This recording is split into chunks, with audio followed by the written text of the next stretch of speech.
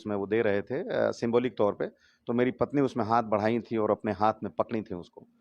तो मेरी बहू ने 26 पंजाब रेजिमेंट के शिव कर्नल नीलमल साहब से कहा होगा कि उन्होंने हाथ में पकड़ लिया, जो भी रहा हो, या उन्होंने महसूस किया होगा।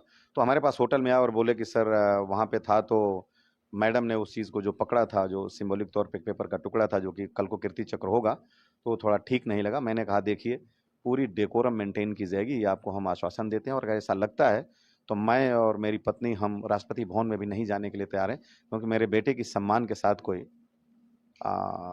किसी भी तरह का कोई बात जोड़ना नहीं चाहिए। उन्होंने कहा नहीं नहीं आप चलिए। मैंने अपनी पत्नी से कहा कि आप केवल हाथ लगाएंगी, उसके बाद जब तक वो आपको नहीं देती हैं आप उसको नहीं देंगी, क्योंकि जब हमने अपना बेटा खो दिया और बेटा देश के लिए अपना सर्वोत्तम बलिदान देते हुए लोगों की जिंदगियां बचाते हुए, तो हमारे लिए उसकी बहादुरी ही बहुत है।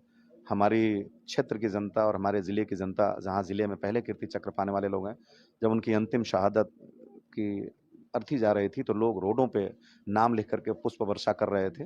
मैं ऋणी हूँ, क्योंकि वो हमारे पुत्र को देखे भी नहीं होंगे और जानते भी नहीं थे, लेकिन वो एक अनन्य प्रेम था सेना के प्रति जो उमड़ा था।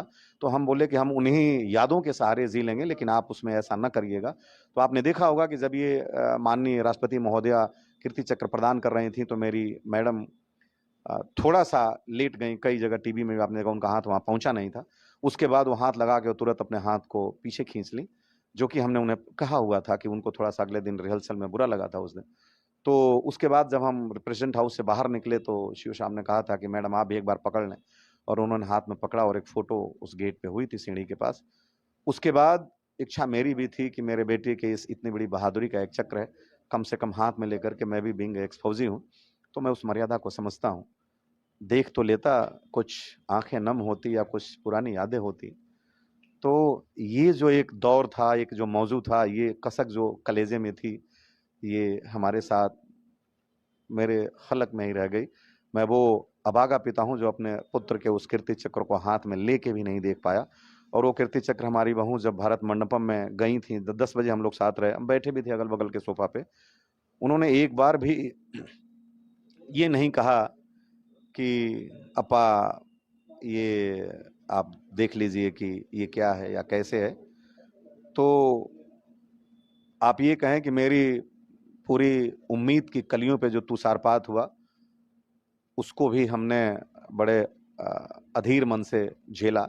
और फिर हमने सीओ साहब के माध्यम से ये कहा था और उनके पिता से डायरेक्ट कन्वर्सेशन में कहा था कि देखिए, एक मूर्ति हमारे बेटे की लग रही है लखनऊ में, तो मैं ये चाहता हूँ, मेरी इच्छा है कि उस मूर्ति के ऊपर, उस बस्ट के ऊपर ऑलरेडी जो मेडल्स, उनके 3-4 मेडल थे जो जेएनके के और सीआई ऑप्स के थे, तो उस पे उनकी छाती पे ये लगाया जाए और उसके बाद हम आपको ससम्मान ये वापस कर देंगे, या आप मुनासिब समझें तो आप वहां आ जाएं, अच्छा होगा।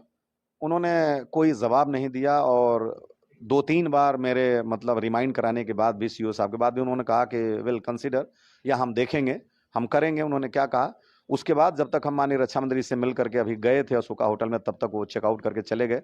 उनका नंबर स्विच ऑफ था। मैंने फोन करने की कोशिश की, उनके भाई राजीव जी से भी कहा कि हम उनको फोन कर रहे थे 3-4, लेकिन कोई बातचीत नहीं हुआ। तब ये दर्द छलका और मैंने कहा, जो कि मीडिया में चल रहा है कि पैसा या कोई मॉनेटरी, ऐसा कुछ भी नहीं है। अगर कुछ पैसे चाहिए किसी को तो मैं देने के लिए तैयार हूं, मुझे पैसे का कुछ नहीं, लेकिन हाँ, निश्चित रूप से एक भौतिक पिता हूं, और ये चाहत जरूर है कि वो जो वीरता का पुरस्कार है वो हमारे बेटे की छाती पे शोभा दे। कैसे बैठ कर आपने बहू से कहा नहीं, संपर्क किया, फोन करने की कोशिश की, बात किया?